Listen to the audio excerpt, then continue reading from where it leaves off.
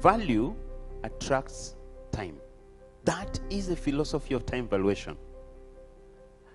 But we'll see how do we do that in terms of optimization. So 4 types of focus. Number 1 is poor focus.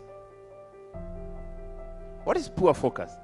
Poor focus, it is there, but it's distracted. That yes, I have a focus for financial independence, but I have so many competing interests that they blur the clarity of my focus for my financial independence. So it's in your interest to reclaim your focus. So the second one is broken focus. What is broken focus? Broken focus is disillusioned. What's the difference between distracted and disillusioned? Distracted means you have an alternative. So that you have a core area where you need to be investing your time, but you have multiple loyalties to other things that is at the expense of your core focus or areas that you need to be focusing on at that point in time, on your seasons in life. But disillusioned really means that it's guesswork. You are like you're groping in the darkness. You are just hoping, so hope becomes your strategy. It ought not to be. Hope is not a strategy. Hope is substantive.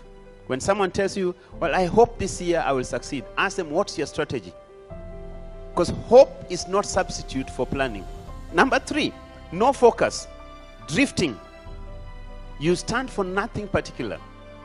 And this is tragedy. Many of us in this side of our civilization in Africa, that takes you to the last focus, and that is directed and deliberate focus. We are saying 2 things constitute our acceleration where use of time is concerned. 1, focus, and 2, optimization. Attitude and appropriate actions. Time is self-navigating. Make it your ally. Time is the only thing that knows your destiny. So if you ride on it, you'll land there. Take a lift on time. Let it get you there. We are talking of your acceleration, because I know many of us had goals and dreams for this year, but by now we've forgotten them. New Year resolutions. So is it resolutions or dissolutions? Some should be dissolutions. So what's your picture? Because we're talking about focus. Is it clear? Is it compelling? Does it put a demand on your lifestyle? I'm told there are those who are woken up by an alarm, and there are those who are woken up by their dreams. What wakes you up? Now that picture, if you can write it financially, I see myself walking financial independence, living on 10% of my income and giving the rest.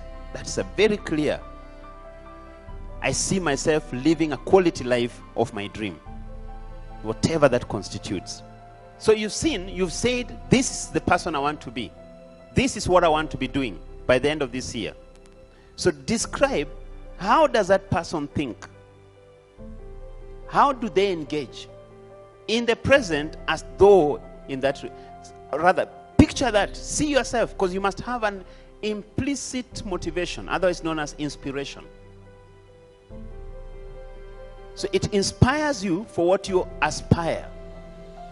There's something you aspire for, it inspires you, it becomes an internal configuration, it's an app. Every morning you open and gets your life moving, and you'll never have time to disengage or to regress. So you must, because you will not arrive to your future without you. You will never arrive to your future without you. By the time you are arriving to your future, you'll be so there. So the best way to predict your future is start creating it today.